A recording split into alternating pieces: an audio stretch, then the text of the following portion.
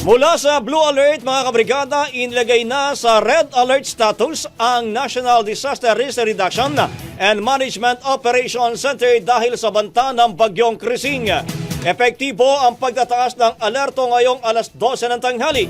Batay sa Memorandum No. 170 ng NDRRMC, inaatasan ang mga detail duty officer mula sa AFP, BFP, Philippine Coast Guard, PNP. Gayon din ang mga technical staff mula sa DOST Pag-asa, DILG, DSWD, DA, DPWH, DepEd at DOH na mag-duty sa NDRRMOC upang tiyakin ang agarang pagtugon at koordinasyon sa mga posibleng maapektuhan ng bagyo. Sa ilalim ng Red Alert status, lahat ng ahensya sa ilalim ng NDRRMC ay nakaantabay 24/7 para bantayan ang epekto ng masamang panahon.